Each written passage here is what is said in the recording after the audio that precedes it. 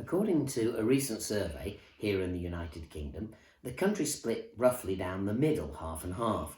Half the people think the lockdown ought to be continued, roughly in its present form, and the other half, in varying degrees, are getting weary of the whole process and would like things to change and for lockdown to be significantly loosened.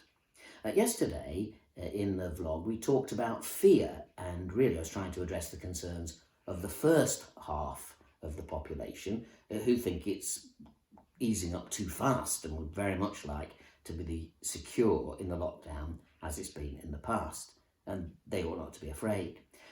Today I want to address the concerns of the second group, the group that are thinking, yeah, well, it's time we moved on now, we've done this for long enough, it's time things opened up. And there is a deep sense, certainly in part of that group, of weariness, weary with the whole thing. I hear it said to me time and time again, a weariness with the government's mechanical repetition of facts which people doubt about the accuracy about those facts, weary of the government seeming to completely refuse to look at scientific evidence other than that narrow scientific evidence they've already decided.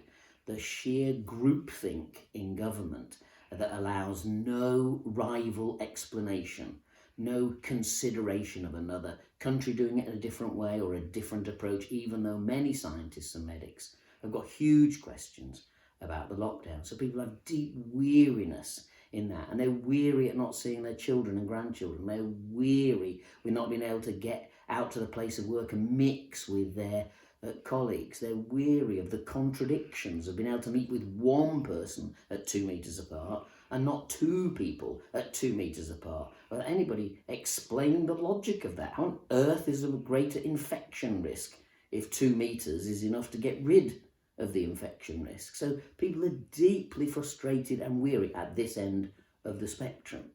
And into that weariness there becomes an absence of hope.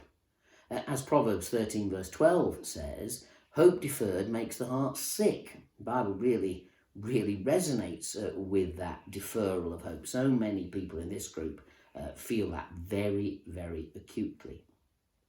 If you're in that group, and even if you're not, this scripture in Isaiah is a wonderful blessing to us for strength in our weariness and hope, even in these tough times. Isaiah 40 verse 29, he gives strength to the weary, increases the power of the weak. Even youths grow tired and weary.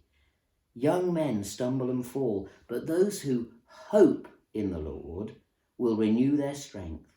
They will soar on wings like eagles. They will run and not grow weary. They will walk and not be faint. And so today, if your heart's sick because of hope deferred, because you're just fed up with this whole process, notice in these verses at the end of Isaiah 40, 3 times the word weary occurs. I think that's great, because Isaiah is written in a context of exile for the people of God, trapped as they were in their own lockdown, miles from home.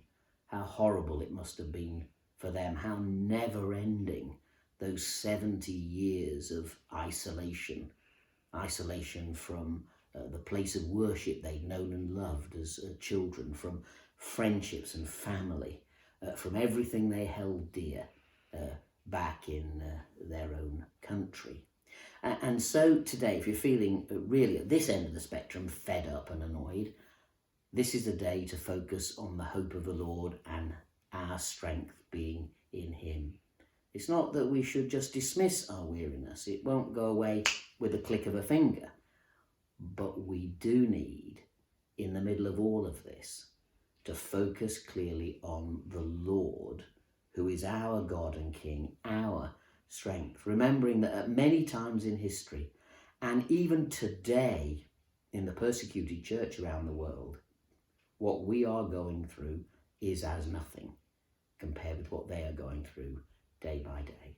So our hope should be in him, our gratitude for his goodness, our embracing of his love, and through the power of the Holy Spirit, our reception of the strength to cope with a weariness which is real, but less real than the greatness of a God who longs to give us his strength.